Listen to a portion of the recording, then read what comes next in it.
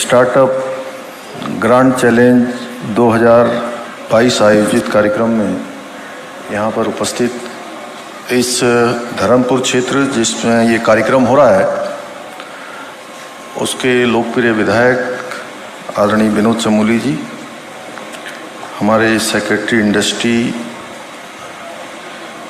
सचिव लघु एवं सूक्ष्म उद्योग श्री पंकज पांडे जी, एमडी और आयुक्त श्री रणवीर सिंह चौहान जी, नौटियाल जी, और जो मैं देख रहा था अभी जब यहाँ से बोल रहे थे श्री प्रकाश जी, जो हमारे इन हुनरमंद बच्चों को, हमारे इन सब नौजवान युवाओं को आगे लाने के लिए बच्चों को कैसे आगे बढ़ाया जाता है, मैं बहुत तन्मयता से वो जब यहाँ से बोल रहे थे तो उनको देख रहा था। श्री प्रकाश जी एवं मेरे सामने बैठे हुए विभिन्न सेक्टरों से आए हुए उद्योग समूह के सभी प्रतिनिधिगण, सभी हमारे ऐसे नौजवान, ऐसे युवा जो नई तकनीकी, नई चीज़ें लाकर अपने नए विचार और अपना एक नया नवाचार करने का काम जिनके माध्यम से लगातार हो रहा है, ऐसे मेरे सभी नौजवान युवा भाइयों एवं बहनों, उपस्थित यहाँ पर मेरे सभी पत्रकार मित्रों, छायाकार बंधु,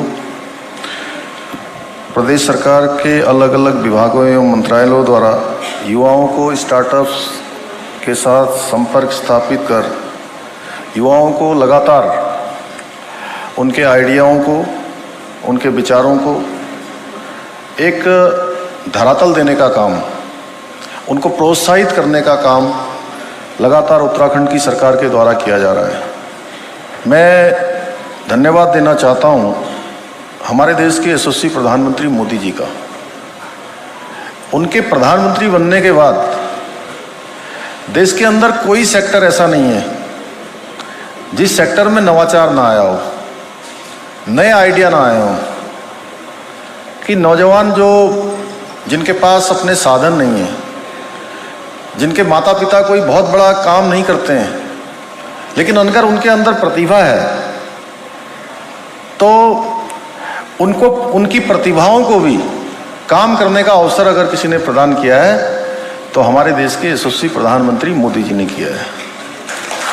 हर क्षेत्र में कोई क्षेत्र ऐसा नहीं है, आज स्टार्टअप इंडिया हो, स्किल इंडिया हो, मेक इन इंडिया हो, अनेकों क्षेत्रों में ऐसी योजनाएं लेकर आए हैं। तमाम, चाहे मुद्रा लोन की योजना हो, वो सब नौजवानों के और युवाओं के लिए, उनके बेहतर भविष्य के लिए। और पहली बार देश के अंदर स्किल डेवलपमेंट, जो आज़ादी के बाद हम आज़ादी का 75वां वर्ष मना रहे हैं, आज़ादी का हम अमृत महोत्सव मना रहे हैं, और किसी ने जिस दिशा में सोचा भी नहीं था उस दिशा में सीधे काम हो रहा है। हम 75वें साल में आ गए, और मोदी जी जब देश के प्रधानमंत्री 2014 में बने थे तो उस समय भारत सरकार ने स्किल डेवलपमेंट का एक विभाग बनाया था, कौशल विकास का विभाग बनाया था। उसके पीछे ये उद्देश्य था कि हमारे सभी नौजवान, सभी युवा जिनके अंदर प्रतिभा है, जो आगे बढ़ना चाहते हैं, कुछ करना चाहते हैं, अपना हुनर दिखाना चाहते हैं, तो उनके जीवन के अभाव, उसकी कमियां, धन का अभाव, साधनों का अभाव, उनकी प्रतिभा को रोक नहीं सकते हैं। उनकी प्रतिभाओं को अवश्य आगे बढ़ने का अवसर प्रदान किया जाएगा। ये हमारे देश के यशस्वी प्रधानमंत्री मोदी जी की सोच है। समाज के अंतिम छोर में खड़े हुए व्यक्ति तक सरकार पहुंचे, शासन पहुंचे, उसको अपनी सहभागिता करने का अवसर प्रदान हो, इसको लेकर लगातार एक के बाद एक योजनाएं चल रही हैं। क्योंकि ये सब हमारे युवाओं से, नौजवानों से, आगे आने वाले सब हमारे कर्णधार हैं, उनके निमित्त ये कार्यक्रम किया गया है। इसलिए मैं और बहुत सारी योजनाओं के बारे में नहीं जा रहा हूँ। मैं जानता हूँ कि आप सब लोग उन योजनाओं को भली भांति पहले से ही जानते हैं। इस समय केवल मैं आपके विषय पर फोकस कर रहा हूँ। कि देखिए, अभी यहाँ से चमोली जी ने बोला, वैसे वो युवा हैं भी, बड़ा जोश है, सवेरे से लेकर रात तक काम करते हैं और बिल्कुल थकते नहीं हैं। पंकज पांडे जी बोल रहे थे, ये तो डॉक्टर भी हैं और यहाँ भी हैं, सेक्रेटरी भी हुए और IAS भी हैं, उससे पहले डॉक्टर भी हैं। हमारे रणवीर जी बैठे हैं, ये भी बहुप्रतिभा के धनी हैं। इनका गाना भी आप लोगों ने सुना होगा, देखा होगा अभी थोड़े दिनों पहले। और प्रकाश जी तो सबको कैसे, बच्चों को कैसे तराशा जाता है, कैसे आगे बढ़ाया जाता है, ये भली भांति जानते हैं। लेकिन मैं आप लोगों से कहना चाहता हूँ, आप लोगों में से इतना शानदार सबने काम किया है इनोवेशन को लेकर, जो काम आप सबका अभियान चल रहा है, उसकी वजह से आज भारत सरकार द्वारा जो जारी स्टार्टअप रैंकिंग है, उत्तराखंड राज्य अब एक पायदान आगे आ गया और लीडर की श्रेणी पर आ गए हैं। इसके लिए मैं आप सभी को बधाई देना चाहता हूँ, बहुत शुभकामनाएं देना चाहता हूँ कि आप लोगों के इनोवेशन के कारण से, आप लोगों की मेहनत के कारण से, आप लोगों की जिज्ञासा और आप लोगों के परिश्रम के कारण से हमको एक लीडर के रूप में स्थान मिला है। ये हम सब लोगों के लिए बहुत ही प्रसन्नता का विषय है और निश्चित रूप से मैं कहूँगा कि आप सबका एक प्रोत्साहन भी है कि आप वहाँ भी रिकॉग्नाइज हो रहे हैं, आपके काम को रिकॉग्नाइज किया जा रहा है। जहाँ उत्तर प्रदेश, महाराष्ट्र, उड़ीसा जैसे बड़े राज्य, उनके साथ साथ हमारे राज्य उत्तराखंड को भी एक लीडर की श्रेणी में रखा गया है। और जब आप में से सभी लोगों ने अच्छा काम किया होगा, कुछ हुनर दिखाया होगा, कुछ स्टार्टअप आप ऐसा लेके आए होंगे जिसको लोगों ने एक्सेप्ट किया होगा, तभी आज हमारी स्थिति ये आई है। और ये स्थिति किसी की व्यक्तिगत रूप से, इसमें से बहुत सारे लोगों ने काम किया होगा। व्यक्तिगत रूप से जब हम काम करते हैं तो उस समय कई बार ऐसा लगता है कि हम अपने लिए काम कर रहे हैं, लेकिन होता क्या है, एक समय तक लगता है कि हम अपना काम कर रहे हैं, छोटा हमने स्टार्टअप शुरू किया है, कोई नया आइडिया हम लेकर आए हैं। लेकिन जब समय बीतता जाता है, हमको जब थोड़ी हमारी जान पहचान बढ़ जाती है, हमारा काम बड़ा हो जाता है, लोग उसको एक्सेप्ट करने लगते हैं, तो मैं कहूँ कि थोड़ा हम फेमस हो जाते हैं। जब अगर मैं आप लोगों की भाषा में कहूँ तो उसको कहते हैं फेमस हो जाना। और जब हम फेमस हो जाते हैं तो शुरू में तो लगता है कि हम एक माँ बाप के बेटे हैं, एक परिवार के भाई हैं या बहन हैं। लेकिन धीरे धीरे क्या होता है, जब हम आगे बढ़ते हैं तो जिस हम मोहल्ले में रहते हैं या हम अगर ग्रामीण क्षेत्र में रहते हैं, जिस गांव में रहते हैं, तो उस गांव के लोगों को लगने लगता है कि ये लड़का, ये लड़की, ये बेटा, ये बेटी, ये सब मेरे बेटे हैं, मेरा बेटा है, क्योंकि ये मेरे गांव का नाम रोशन कर रहे हैं। कुछ समय के बाद जब वो और आगे बढ़ते हैं तो लगता है कि उस शहर के बेटे हो गए हैं। उस शहर के लोगों की सबकी भावना उसके साथ जुड़ जाती है कि मेरा बेटा आगे बढ़ रहा है, मेरी बेटी आगे बढ़ रही है, मेरे क्षेत्र का लड़का आगे बढ़ रहा है, ये लड़की आगे बढ़ रही है। धीरे धीरे करके वो कभी फिर जिले का नाम रोशन करते हैं, जिले के बाद फिर प्रदेश का नाम रोशन करते हैं, और एक समय ऐसा आता है कि जब उनके साथ पूरे प्रदेश और देश की भावनाएं जुड़ जाती हैं। तो मैं आप सबको बहुत शुभकामनाएं देना चाहता हूं कि आप सब लोग जो भी ये काम कर रहे हैं, ये सच मायने में आप आने वाले समय में प्रदेश और देश को मजबूत करने का काम कर रहे हैं।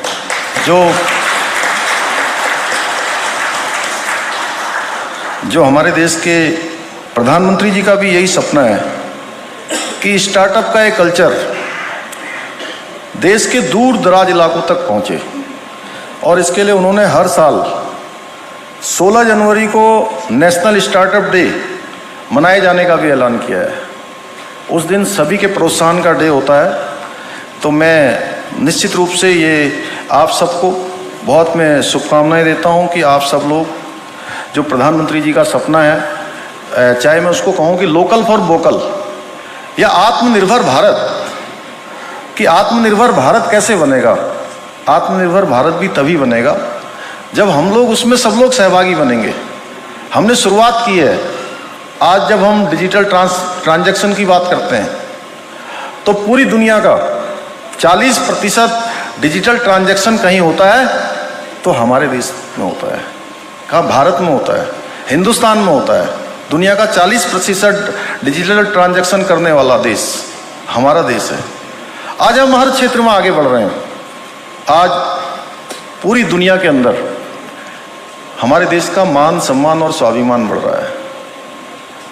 ये भी लीडरशिप है एक, और लीडरशिप के कारण देश को आगे बढ़ने का अवसर मिलता है। अभी मैं आप ही जैसे नौजवानों के बीच में मसूरी गया था, जहाँ से हमारे पंकज पांडे जी पढ़ के आए हैं। IAS बच्चों के बीच में जिनका वो चल रहा था, बाहर ही निकलने वाले थे, 20 और 21 के बैच के थे। तो उन बच्चों से हमने कहा कि सीखने की कोई उम्र नहीं होती है।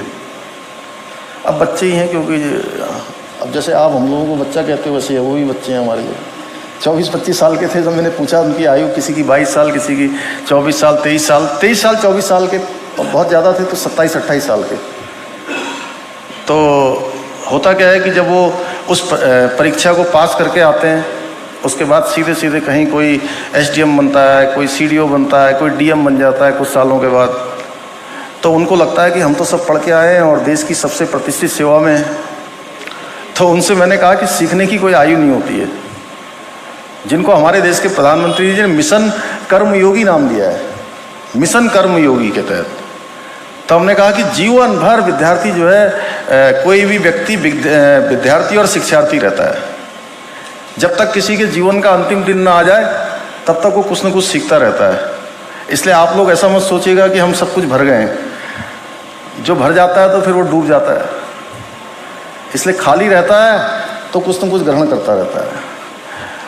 तो मैं आप लोगों से भी कहूँगा कि आप सब लोग, आज आप लोगों ने अच्छा काम किया, हम लोगों ने, सब लोगों ने यहाँ पर प्रोत्साहन किया, और इस प्रोत्साहन का अर्थ है कि आपने जो उपलब्धि अभी हासिल की है, इस उपलब्धि को और बढ़ाना है और आगे ले जाना है। और हम लोगों ने तय किया है कि आने वाले समय में उत्तराखंड हमारा हिंदुस्तान का श्रेष्ठ राज्य बने। अब मैं कह रहा हूँ, आप ही सबके कारण से लोकतंत्र की यह विशेषता है कि लोकतंत्र में जो सामान्य से सामान्य व्यक्ति है, उसको भी किसी बड़ी जिम्मेदारी को कब उसको प्राप्त हो जाएगी पता नहीं चलता है। जैसे आप लोग देख रहे होंगे आजकल हमारे देश के राष्ट्रपति का चुनाव हो रहा है, और राष्ट्रपति के चुनाव में ऐसा नाम जो अखबारों में कभी नहीं आया, कहीं कोई चर्चा में भी नहीं आया कि ये राष्ट्रपति बनेंगी, ये राष्ट्रपति की उम्मीदवार हो जाएंगी, द्रौपदी मुर्मू जी। वो उड़ीसा के एक आदिवासी बहुल क्षेत्र में रहती थी। पहले जरूर अलबत्ता वो विधायक रही, उड़ीसा में मंत्री रही, उसके बाद राज्यपाल भी रही, और इतने सारे पदों पर रहने के बाद फिर वो अपने घर चली गई, गांव चली गई, और उन्होंने कभी कोई आवेदन भी नहीं किया कि मुझे कुछ बना दो, मुझे कोई पद दे चाहिए। अचानक उनके नाम का ऐलान हुआ। सब लोग सोचने लगे कि इनका नाम तो कहीं था ही नहीं। यही हमारे लोकतंत्र की विशेषता है। ये समय बदल रहा है। देखिए, एक पहले रामनाथ कोविंद जी आए, उनके बारे में भी कोई नहीं जानता था कि इनको राष्ट्रपति बना दिया जाएगा, ये राष्ट्रपति बन जाएंगे। अब मुर्मू जी आ गई, बिल्कुल सुदूर के क्षेत्रों में काम कर रही थी, कहीं स्कूल चला रही थी, कहीं गरीब बच्चों के बीच में काम कर रही थी। उनका जीवन भी बड़ा एक संघर्षपूर्ण जीवन रहा है। तो किसी को कुछ पता नहीं होता कि आप कौन कहाँ बन जाएगा, लेकिन जिसको भी बनाया जाता है, जिसको भी जिम्मेदारी दी जाती है, वो पूरी जिम्मेदारी के साथ उसका निर्वहन करता है। यही हमारे भारत के संविधान की विशेषता है।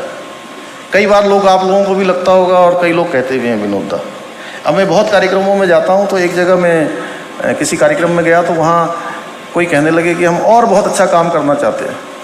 हमारे जो प्रशासनिक क्षेत्र में काम करने वाले हैं कहने लगे हम और अच्छा काम करते, बहुत सारे डिसीजन लेते, लेकिन ये जो प्रजातांत्रिक व्यवस्था है उसके कारण से बहुत बार डिसीजन नहीं ले पाते। तो उनके तुरंत बाद मुझे बोलना था, तो मैंने कहा कि अभी कह रहे थे आप कि प्रजातांत्रिक व्यवस्था के कारण से बहुत सारे काम नहीं कर पाते। इसी प्रजातंत्र की खूबसूरती है कि हमारे यहाँ एक गांव में काम करने वाला व्यक्ति भी देश के सर्वोच्च पद पर चला जाता है। और जितनी हमको जो है ये अभिव्यक्ति की स्वतंत्रता है, देखिए यहाँ कोई भी कुछ भी बोल देता है, कोई भी किसी के बारे में कुछ भी लिख देता है। ये भी तो हमारा लोकतंत्र है। और दुनिया का सबसे बड़ा लोकतंत्र कोई है तो वो हमारा देश है, भारत। तो इसलिए हम लोग लोकतंत्र में जीते हैं। और मैं बचपन से एक बात जरूर मेरे मन में रहती थी कि कई बार लोग कहते थे कि उस समय में जो राजनीति शब्द होता था, राजनीतिक क्षेत्र में आना, हमारे वो चाय वाले जो है खूब हंस रहे हैं, तो वो कहते थे अरे यार इसमें जाते, इसमें गुंडे बदमाश, ऐसे जब हम पढ़ते थे, मैं लखनऊ विश्वविद्यालय में पढ़ा हूँ, तो वहाँ ये होता था कि जो भी इस क्षेत्र में आता है उसको ऐसा ही समझा जाता था कि ये ठीक नहीं है। लेकिन धीरे धीरे ये राजनीति शब्द बदलने लगा और 2014 के बाद तो बिल्कुल ही बदल गया जब से मोदी जी देश के प्रधानमंत्री बने। अब कोई सेक्टर ऐसा नहीं है जिस सेक्टर में हम काम नहीं करेंगे तो हमको रिकॉग्नाइजेशन होगा। हमें रिकॉग्नाइज होना है, हमें उस क्षेत्र में अपनी पहचान बनानी है, अपने हमारे को मान्यता मिले। अगर हमारे मन में ऐसा विचार है तो हर क्षेत्र में डिलीवरी देनी होगी। बिना डिलीवरी के कुछ नहीं होगा, यानी कि आउटपुट देना होगा। और लाइफ में मैं एक ही चीज़ कहता हूँ कि शॉर्टकट कुछ नहीं है, कोई शॉर्टकट नहीं है। शॉर्टकट तो शॉर्ट टाइम के लिए होता है। और अगर कोई काम करना है, लंबा इतिहास बनाना है, कुछ करके दिखाना है, तो उसके लिए हमको आगे बढ़ना होगा, मेहनत करना होगा, परिश्रम करना होगा। और पूरे मनोयोग के साथ अगर हम काम करेंगे तो भगवान भी उनका साथ देता है जो स्वयं अपना साथ देते हैं। और कई बार हमको लगता है, जैसा विनोद चमोली जी कह रहे थे यहाँ से, कि जल्दबाजी नहीं करनी चाहिए। और कई बार अधैर्य भी हमारे जीवन में आ जाता है। अधैर्य समझ रहे ना, कि थोड़ी देर बाद जो है कुछ काम किया, सफलता नहीं मिली, तो हमको लगने लगता है अरे यार छोड़ो इसको, फिर नए काम को पकड़ना शुरू कर देते हैं, फिर उसको भी छोड़ो। तो इसलिए एक जगह पर स्थिर रहना भी बहुत ज़रूरी है। और हमारे अंदर अगर स्थिरता रहेगी तो ठहराव रहेगा, तो निश्चित रूप से सफलता भी मिलेगी। और मैं जानता हूँ कि आप सब लोगों के अंदर धैर्य भी है, दूरदर्शिता भी है, कर्म भी है, आप कर्म योगी भी हैं, तो निश्चित रूप से आपको सफलता मिलेगी।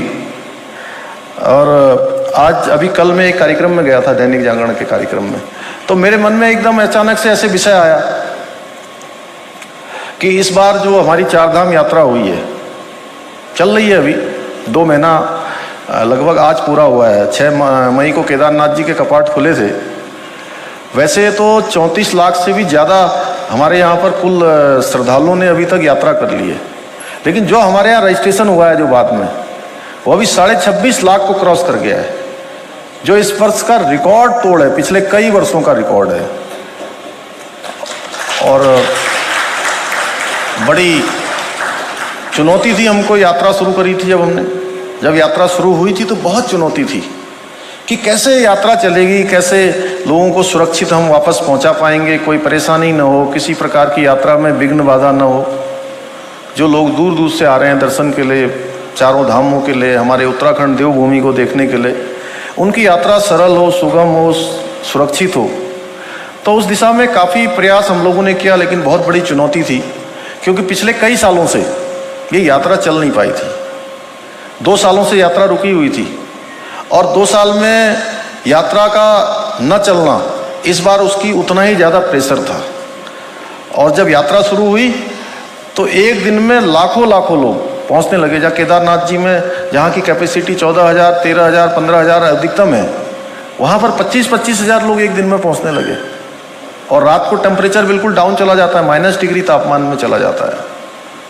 तो बड़ी चुनौती थी, लेकिन भगवान बाबा केदार की कृपा से सारे लोगों की यात्रा अच्छी हो गई। और 2019 का जो हमारा 33 लाख का रिकॉर्ड था, वो रिकॉर्ड तो हम अभी पार कर लिया 2 महीनों में ही। अभी 4 महीने की यात्रा बची हुई है। इसी प्रकार से अभी हमारे यहाँ पर कावड़ यात्रा शुरू होने वाली है। और कावड़ यात्रा में भी इस बार अनुमान है कि कम से कम 4 करोड़ लोग आएंगे, क्योंकि वो यात्रा भी 2 साल बाद हो रही है। तो हमने सोचा कि जब 4 करोड़ लोग यहाँ आ रहे हैं तो ये 4 करोड़ लोगों के लिए हम कोई ऐसा वो ढूंढें, पंकज जी आप लोग भी ढूंढिए, कि सब लोग जो है भगवान शिव को अपने यहाँ से जल लेके जाएंगे, भगवान शिव उनकी सबकी मनोकामना पूर्ण करेंगे। वो उत्तराखंड में आ रहे हैं तो उत्तराखंड क्या है कि समूची दुनिया, समूचे भारत को, समूचे इस संसार को एक तरह से ऑक्सीजन देने का काम करता है, शुद्ध वायु, शुद्ध वातावरण। तो यहाँ पर एक एक पौधा रोपण करके जाए सब। लेकिन अब उसके लिए हमें जगह ढूंढनी होगी कि कहाँ पौधारोपण करेंगे, वो पौधा सुरक्षित कैसे रहेगा। अगर वो शिव भक्त जो है भगवान शिव के नाम का पौधा लगा दें, और उसकी देखभाल करने के लिए हमारे आप में से जो लोग स्टार्टअप कर रहे हैं, इस स्टार्टअप में से सब लोग ऐसा ऐप बनाएं कि वो उनका नाम भी उसमें लग जाए जो पौधा लगाएंगे, और वो पौधा सुरक्षित भी रहे। कोई स्थान हम खोज सकते हैं तो हमें खोजना चाहिए कि कहाँ लगाएं, क्योंकि अगर इतने लोग एक ही जगह पर लगा देंगे तो उसका तो लगाने का भी कोई अर्थ नहीं होगा। व्यवहारिक रूप से हम इसको कैसे कर सकते हैं ये हम जरूर देखेंगे।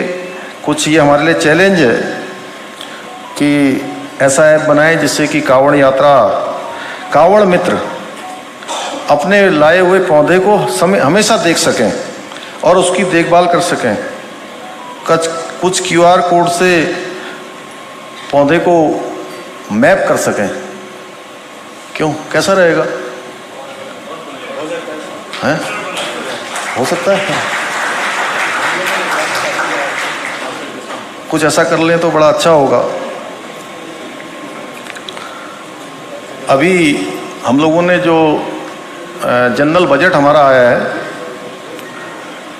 किसी भी राज्य का उन्नति और उसके विकास में बजट का बहुत बड़ा योगदान होता है। और जो बजट हम लाए हैं उससे पहले हमने 2 प्रकार के संवाद किए थे लोगों से। 2 जगह पर हमने इसी प्रकार की मीटिंगें करी और अलग अलग जो छोटे छोटे ग्रुप हैं उन ग्रुप से बात करी। उनके इनपुट के आधार पर हमारी सरकार ने स्टार्टअप को बढ़ावा देने का भी कार्य उसमें किया है। विशेषकर से पर्वतीय क्षेत्रों में हमारी महिलाओं को, दूरस्थ क्षेत्रों में इन स्टार्टअप से नया भारत बने, इस अभिलाषा के साथ हमने नया बजट भी पेश किया है। हमारे पास आज टेक्नोलॉजी को जानने वाले युवा हैं, पढ़े लिखे युवा हैं, जो हर प्रकार से आत्मनिर्भर उत्तराखंड जो बनाने का हमने संकल्प लिया है। और वो संकल्प केवल पुष्कर सिंह धामी का नहीं है, वो संकल्प पूरे उत्तराखंड के 1 करोड़ 25 लाख भाई बहनों का है कि हम जब 25 साल के हों तो हम हर दृष्टि से एक आदर्श रूप में हों, हमारा राज्य हिंदुस्तान के श्रेष्ठ राज्यों में से हो। उसके लिए हमने सब विभागों से भी कहा है कि हमारा जैसे उद्योग विभाग है, सूक्ष्म लघु उद्योग है, अनेकों विभाग जो हमारे उत्तराखंड के अंदर चलते हैं, हमने सभी विभागों के लोगों से आग्रह किया है कि सभी लोग अपने 10 सालों का एक रोड मैप बनाएं और 10 सालों के रोड मैप के साथ 3 सालों का एक रोड मैप अलग से बनाएं कि 9 नवंबर 2025 को जब हमारे राज्य का स्थापना दिवस जब मनाया जा रहा होगा, उस समय हम कितनी योजनाएं अपने प्रदेश के लिए देंगे जो आने वाले समय में बेस्ट प्रैक्टिसेस के रूप में जानी जाएं। और ये कोई ज़रूरी नहीं है कि हम नई योजनाएं लेकर आएँ। नई योजना के साथ साथ अगर किसी अन्य राज्य में भी कोई अच्छी योजना चल रही है तो उस योजना को भी हम अपने यहाँ शुरू कर सकते हैं, उस योजना को भी अपने यहाँ लागू कर सकते हैं। उसमें सबकी महत्वपूर्ण भूमिका होगी। और हमारे देश के प्रधानमंत्री जी ने बाबा केदार की भूमि से 5 नवंबर 2021 को कहा था कि आने वाला जो दशक है ये उत्तराखंड का दशक होगा, और इसकी शुरुआत हो गई है। हर क्षेत्र में हमको शुरुआत करनी है। नौजवान पीढ़ी आगे आएगी, नौजवान पीढ़ी नए नए आइडिया देगी, नए नए स्टार्टअप करेगी, नवाचार करेगी। नए परिश्रम के साथ हम नया उत्तराखंड बनाएंगे। मैं आज के अवसर पर आप सभी का धन्यवाद करते हुए और जो ग्रांड चैलेंज पुरस्कार की धनराशि 50,000 रुपये है, उसको 2 लाख रुपए किया जाएगा। मैं इसकी घोषणा करता हूँ। और जो मासिक भत्ता जो मंथली अलाउंस के रूप में 10,000 रुपया मिलता है सामान्य स्टार्टअप को, उसको 15,000 रुपये किया जाएगा। और जो 15,000 है SC और ST दिव्यांग स्टार्टअप का, उसको 20,000 रुपये किया जाएगा। मैं आप सभी का एक बार पुनः बहुत धन्यवाद करता हूं और बहुत शुभकामनाएं देता हूं कि ये स्टार्टअप जिस क्षेत्र में हम आगे बढ़ रहे हैं, हम लीडर के रूप में आ रहे हैं, इसको हमें और आगे बढ़ना है। जितना आज हमने प्राप्त किया है, हमारे मन में यहाँ से जरूर जाना चाहिए। जिनको भी अभी हमने सम्मानित किया, जिनको यहाँ पर अच्छे अच्छे जिनके स्टॉल लगे हुए हैं, एक से एक अच्छा काम किया है, कि आज हमने जितना अच्छा काम किया है, हम इससे भी अच्छा काम करें। आज हम एक पायदान आगे बढ़े हैं, अगली बार जब हमारी रैंकिंग आए तो अब उससे ऊपर आनी चाहिए।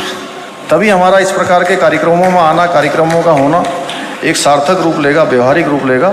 मेरी बहुत बहुत शुभकामनाएं। आप सबका धन्यवाद। धन्यवाद माननीय मुख्यमंत्री जी। पर्यावरण संरक्षण की आपने बात करी है। हमारे सारे औद्योगिक संगठन